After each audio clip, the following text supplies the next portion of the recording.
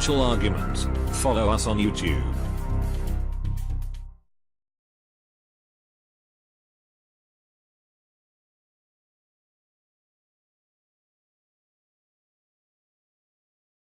We have an important returning guest today, Bill Murphy, one of the co-founders of GATA.org, the Gold Antitrust Action Committee. He's one of the good guys in that he and his GATA.org companions have been out investigating, exposing, and prosecuting manipulation and illegal action in the gold and silver markets. And we're just grateful to have Bill back again here on Reluctant Preppers. Bill, thanks for joining us. John, again, thanks for having me anytime. We wanted to follow up with you. It's been several months since we had you on here, and in that time we've seen, if we could start out with some recent market action in gold and silver markets, and then turn to some more overarching trends and principles that aren't just the daily action, but where we're headed. First of all, on recent gold and silver price action, we've seen two fairly dramatic breakout attempts by gold and silver over the past couple of quarters. They were strongly up in the last couple of quarters, and then both times dropped back down again. But it seems to be a new signs of life than compared to what's been showing for some time previously. And Mike Maloney, for one, from goldsilver.com, is forecasting that we're in the middle of another further retest of a bottom in Q2 before a relaunch to new highs would happen after that. What do you see happening in the gold and silver markets that might give some people some insight from your research perspective? Well, first of all, Mike's a very smart guy, so I always have to listen to what he has to say. But and clearly the gold cartel, as we call them, which is the bullion banks, the U.S. government, and other central banks, the BIS, they're still out there doing the same things they've been doing for 18 years, 28 years, whatever you want, and they're doing all they can to keep the prices of gold and silver going down. And every time we think that we hope they're going to let up, they come right back. And it's quite tedious, to put it mildly. I mean, obviously I'm bullish because we're at artificially low prices. They're ridiculous. Here to have $17 silver in 2017, have gold to be going down 5.5 years, and $700 off its highs, and what other assets are all making highs, and it's very frustrating. But that's what we do, and it's going to lead to historic markets on the upside, so it's a good reason for people to hang in there. If we could turn our attention to aspects that may change in this game because of the new Trump administration. First of all, one of the main, you've been a vigilante in the sense of getting the word out there for years now on the actual realities and facts around manipulation and illegal price suppression and lack of enforcement by the COMEX and others. And so could you talk to us a little bit about, do you see the landscape changing as far as the enforcement that we will or will not, we can look forward to with the new administration to combat this price manipulation? I doubt it. I haven't seen a thing change. As a matter of fact, if anything, it's getting worse, in the sense that just months ago, transcripts were released of the Deutsche Bank suit, in which they were rigging the silver market and had to pay a whole lot of money, I don't know, $100 million. And they showed how the bullion banks talking to each other and how they were going to rip people off and when they were going to attack. And while this is going on, you've had major assaults on the silver market after this. I mean, we had it on March 2nd, in which silver was dropped to 80 cents for no apparent reason, and just ridiculous. And we just the other day, we had a breakout in silver. It closed well after the Fed speak and took off. People were quite surprised that gold and silver could move up with the Fed raising rates like that. There was a little panic coming in, and silver was getting ready to explode, and they took it right down, even though gold went up $9 on the day. So I don't see any change. You've got a bunch of Goldman Sachs people in with President Trump. They've been way back in the very beginning. They were one of the main cogs in the gold cartel. I mean, they come and go. It's not like J.P. Morgan, which is there all the time now in the silver market. But I'm hopeful, and if anybody can change things, quite frankly, it's President Trump.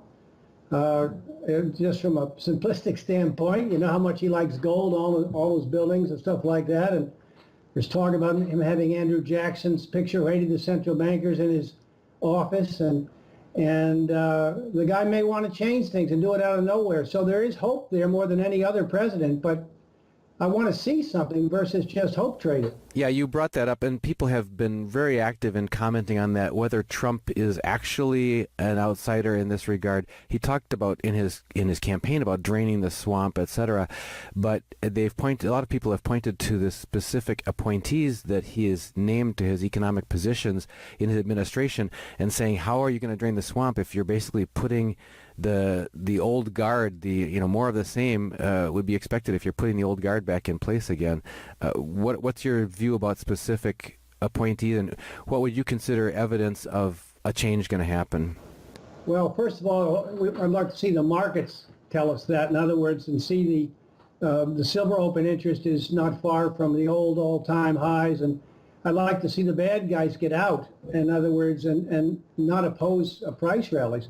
There's one other, a person around him, somebody named Judy Shelton, who's, very favorable towards gold and has some ideas that, she's presented in a paper. And, we hope that, may have some impact, and you don't know. And, President Trump may come to realize that he's got a real big problem with the gold market. And if he doesn't get the scandal out of the way for what they've done, and, does the U.S. have any gold reserves left, or I'm sure we do, but how much of it, I don't know. I think they're diminished.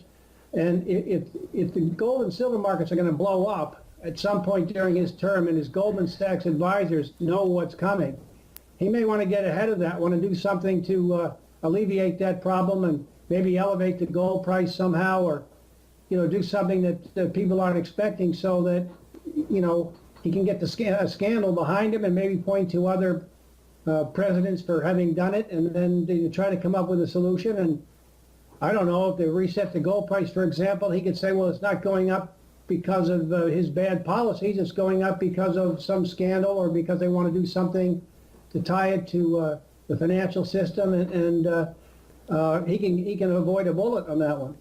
You mentioned gold reserves. Do you believe that it's likely that we will see an audit of the Fort Knox gold reserves called by President Trump? And how possible do you even think it is, if whether he does or not, if he were to call for an audit, that one can even be done? Well, it's a very good question. There were rumors a while ago that he called one and they denied, that there be one. He was denied. I have no idea whether that's true or not. If anybody is likely to call for an audit for the reasons I just mentioned, it would be President Trump. But it's you just never know. I mean, what else? What hasn't been audited since 1955? I mean, it's a joke. And as my colleague Chris Powell says, the United States would rather reveal our nuclear secrets than our gold secrets. It's that big a deal. It's that big a story. So I can't imagine them allowing a legitimate audit that gets into the, lease gold and stuff like that, and gold swaps, and what's the real story with U.S. gold reserves. But then again, President Trump's a different animal, and if anybody can do it, it's... Yes, that's right. We've learned to expect the unexpected throughout the course of his campaign and early administration. A lot of people have surmised that the reason, you can imagine why we haven't had a forthcoming Fed audit or a gold audit in specific here, is because there is no gold left. It's all been sold or leased or swapped away. Are there any other possibilities that you can think of strategically why our country has been so resistant or reluctant to be forthcoming about our gold reserves? No, quite frankly, it's that simple. A lot of the gold has been compromised. They're certainly part of it. And as I mentioned, it'd be a huge scandal. And they just don't want to go there. They don't know how to get out of it right now. So they keep, making sure there's no audit. And it's, as I said, it's ridiculous, but it just goes on and on and on. And one day, I'm sure that it's going to be exposed. And as I've said many times, it's going to be the biggest financial scandal in U.S. history. What do you think are some likely outcomes if, in fact, there is a revelation that we don't either have none or almost none of the national gold reserves than what people were thinking before? What do you think are how would that play out?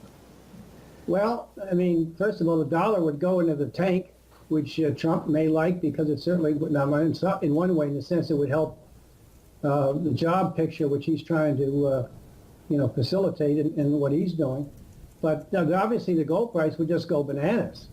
And who knows, maybe the United States will have to declare a certain price of gold, pick a number, 2,500, 3,500, and say we'll buy gold at that price so that they can build their reserves back up. And they might do it surreptitiously and not tell people why they're doing it.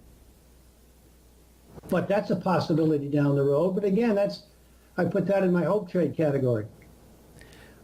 People have talked about Trump favoring the possibility of a gold-backed currency. We've certainly had Ron Paul talking about that with federal chairmen for decades. Do you see any indication that the Trump administration would consider or favor a gold-backed currency?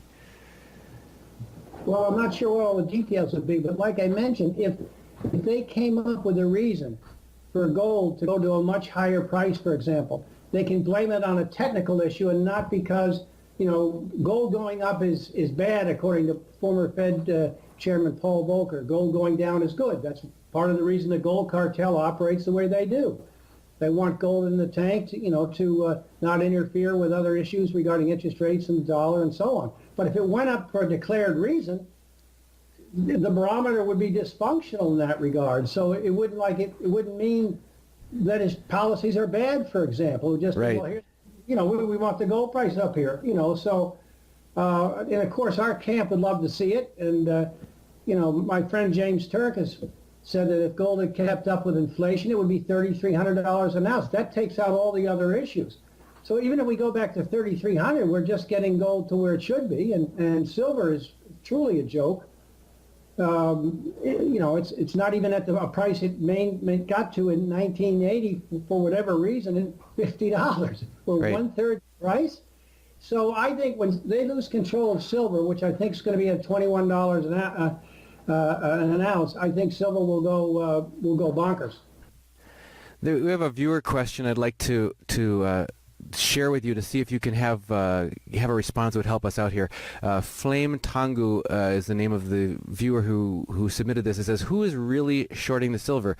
According to the COT reports, banks are most likely long, not short. Why do we keep on hearing that those are the banks that are short? Well, it seems not to be true. Isn't it more logical that the one who needs physical would prefer the lower price? Maybe there's no manipulation in a way as we're being told to discourage silver stackers. Maybe those are just companies to hedge mining or producers that want cheaper physical. So can you talk to us a little bit about what we know about who is really shorting the silver and what their motivation would be? Well, what God is going to say, because we've watched it, I look at it on a daily basis all day long, and you can see what they're doing. The open interest is, just a little below 190,000, and aside from last year, the high open interest was 192,000, and it's the same people. And I disagree with your questioner there that it's J.P. Morgan and it's the rest of the bullion banks. They're the ones basically shorting the market, and it's been this way forever. Ironically enough, when gold made its big move in 2011, the open interest was 130,000 contracts all the way up. We're a little below 190,000 now. J.P. Morgan and the bullion banks stepped aside during that move up. They let it go. And there's many theoretical reasons why that happened, and that's too much to get into.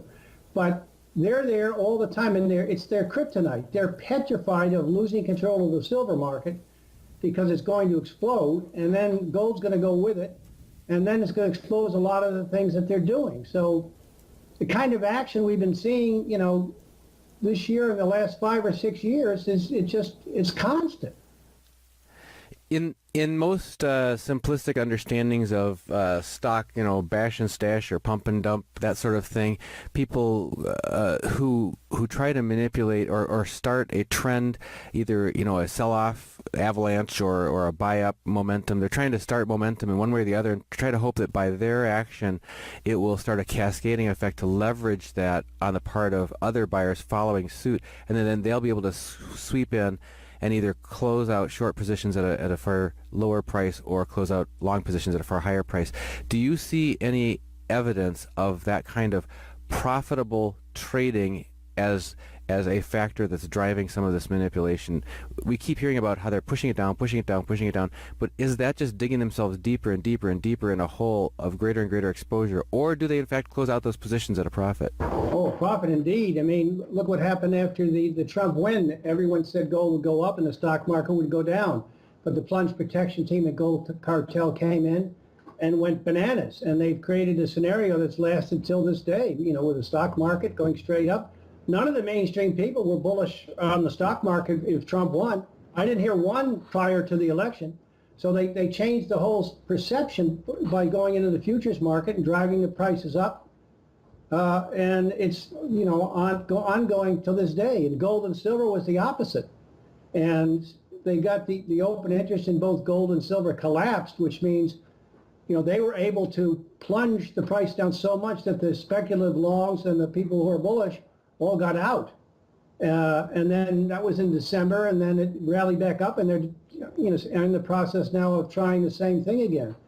And so they've been making profits from the short side for 18 years that I've been doing this, and the same thing happens over and over again. I'm looking for something different. I don't know if it will happen, but where they just get out and then they don't oppose the rallies too much, or they do it in moderation according to whatever their new script is. And that's what we really want to see. And you never know when that's going to occur. In my opinion, they did what they did following the unexpected Trump win because they know they're going to have to inflate the system to save the system. And you're seeing that, of course, in other asset prices. And at the time, they were still very short gold, so they bombed it. And again, they got the speculators out, and I was hoping that would be it, but no, that went at it again. So we just have to see how it's going to play out. So that's another aspect of the viewers' questions that focus on this idea of, do you see that these major bullion banks are short on paper, but are they accumulating physical so that they're positioning themselves for the long run that they would allow to happen later? Well, there's some, talk about what J.P. Morgan's doing and their long physical position, which is, a different subject. Yeah, it's possible in some ways that could be being done. I don't know. I mean, we just know about J.P. Morgan. But one of the things that's going to should happen if the Goldman Sachs types and the other bullion banks and the big people know what's coming, the gold silver shares will just take off. I mean, if they know the game's up, they will move into that sector ahead of time, hopefully before anyone else. And maybe the latest takedown was an attempt to shake people out so they could buy. These are all suppositions, and you just never know. Is it coming? Yeah, these markets are going to go nuts. But, in the meantime, it's very tedious. Let me understand, just for the benefit of myself as well as our viewers, what you just said. Are you saying that a potential or possible early indicator of a cessation of the manipulation that would signify an upcoming run that was going to be permitted to happen by the manipulators might be a increase in the gold and silver mining shares? When you said gold and silver shares, what were you referring to? Oh, I'm sorry, the mining shares. Yeah, that's number one. And then number two, to have them not aggressively sell on the short side in the futures arena, in the gold and silver pits. In other words, all of a sudden the market's going up and you're not getting short like they are right now. So those two things would tell us that the game's going to change. And, you look for it and you hope for it, but it hasn't happened yet. There's a related question from Creation Man. We have a couple of viewers that have submitted the question of this regard. It has to do with what you're saying about the separation of physical and paper markets. Creation Man asked, people such as Andrew Maguire are stating that the physical market is starting to overtake the paper market, possibly in the next 90 days.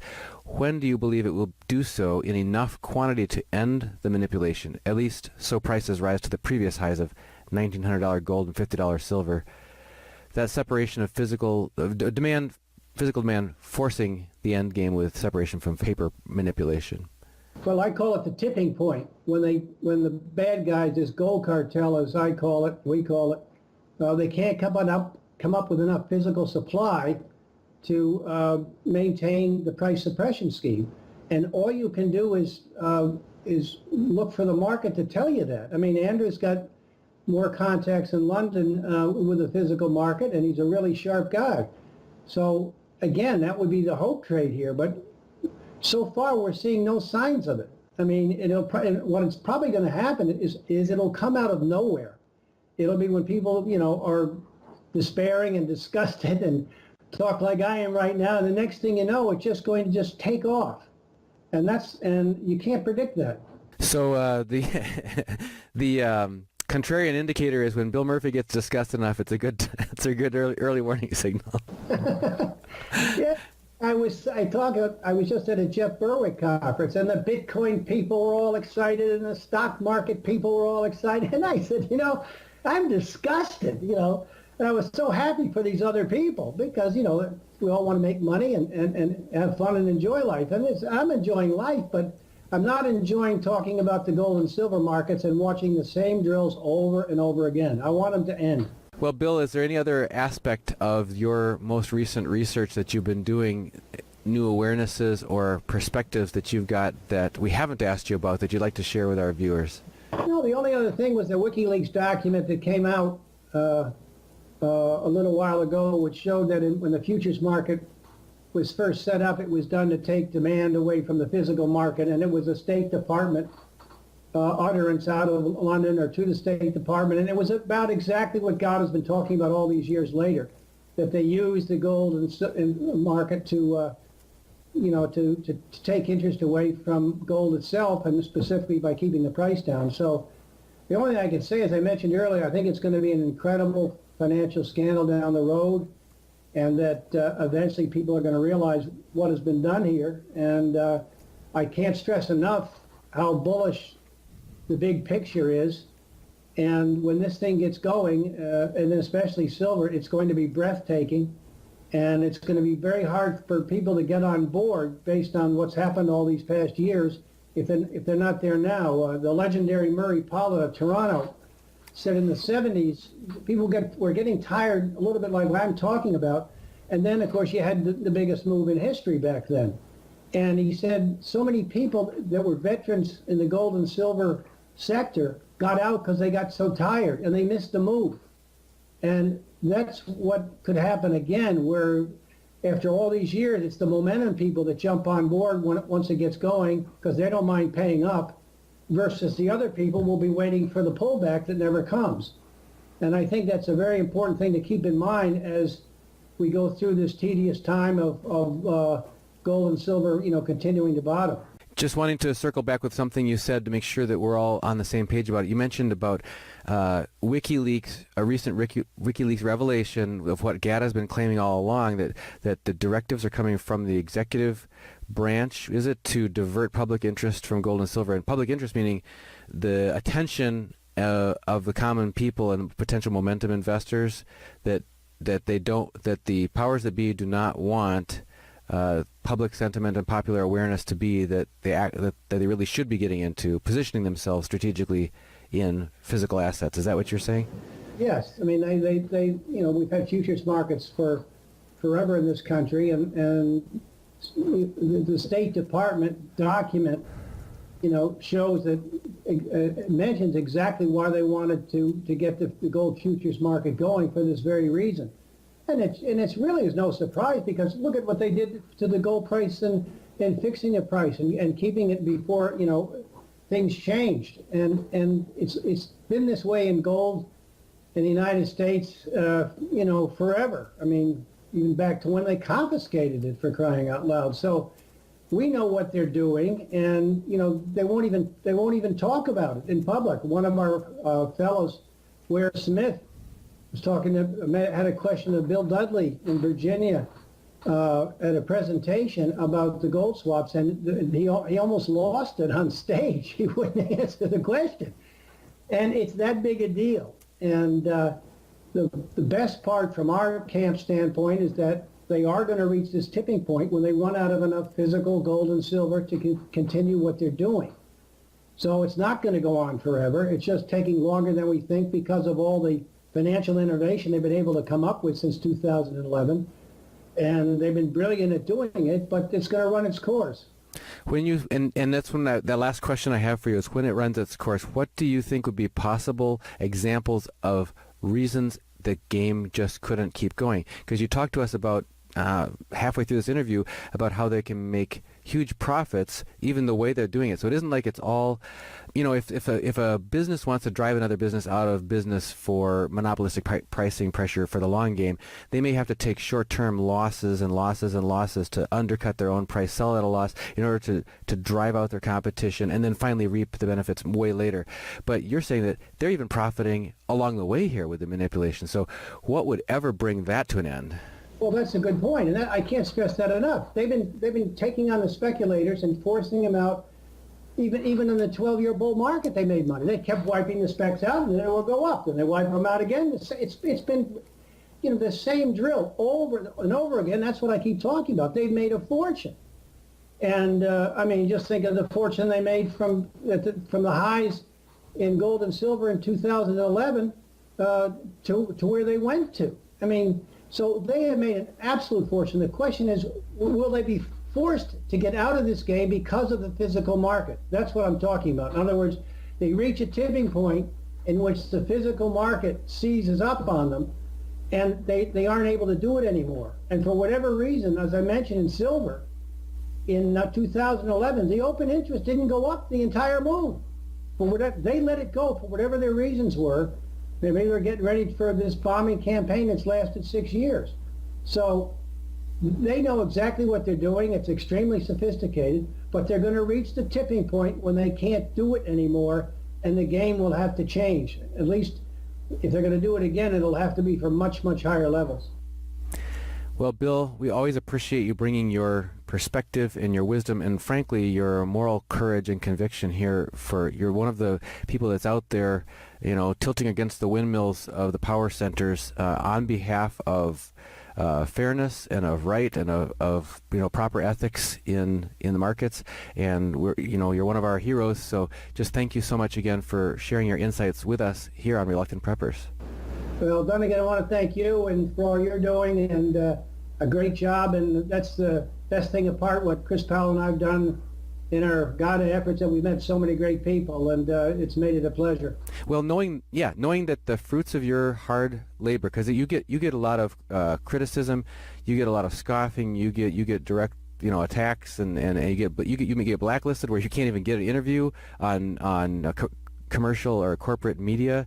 You can't get sometimes interviews with members of Congress or that sort of thing anymore because you're coming out you're on the politically incorrect side of this discussion. But knowing, and you turn around, that you've got thousands and thousands and thousands of individuals, sincere, hardworking, honest individuals that have benefited from the insights and the awareness that you share, has got to make, some gratification, I hope, for all the hard work that you put in. Oh, it does, and as I said, it's the people we've met and the knowing what's going on and not having gone through life being clueless about something like this. The lack of free press in America, it's just horrible. We fought the communists because they had no free markets, no free press, and they were oppressing people. Well, Bloomberg has told the gold reporter, Claudia Carpenter, she is not allowed to mention GATA. And this is the way it is all over the place, that's just the way it is, and it's the life we have chosen, so we're used to it. And you will see, no doubt, that there'll be a avalanche of comments on this video. 2/3 of them will be thank goodness for Bill. Part of them will say, Bill always says the same thing, and it's like a stopwatch or whatever. And then other people will say, oh, it's all just they'll be denying that there's this manipulation, that sort of thing. But the main response we've seen over and over from our viewers is appreciation for the awareness. And I guess you have to be a little bit sympathetic to people who say, gee, the message never changes. It's like, well, yeah, when you're stuck in that doldrums of that holding pattern that's being engineered, that's been architected for that purpose, that can take a while. And it's difficult for anybody to say exactly when that's going to end. But that doesn't change that this is an opportunity when people can take strategic action to position themselves based on the reality of what's going on. So I'd like to just finish up by saying that that's part of my whole point. These are artificially low prices. When these things are going to go bonkers, and it's because if you know what Gata knows, you know what's coming, you know what they've done. It's probably the most important thing to understand in the gold silver markets. All these other issues, quite frankly, haven't meant a thing. What major thing has meant anything for gold and silver these past years? Nothing, because of the gold cartel. So the whole key for when it's going to explode is when they blow up. And it's very exciting in that regard. And yeah, it's the same thing over and over again, although hopefully we brought a couple new things to your listeners' attention. But, yeah, it is what it is. and that's part of the tagline of our channel is being aware and prepared. So by increasing people's awareness, we're hoping that they can be better informed. And because if we all only had to rely on the information we can get on the corporate media, heaven help us. So we've got to reach out to people that are doing their own independent investigations, as you do at gata.org. So thank you for the good work you continue to do. We'd love to have you back again. As soon as there's any new insights gained and any new change to these early warning signals that you've talked to us about. So Bill, thanks for coming on, and we'll have you back again.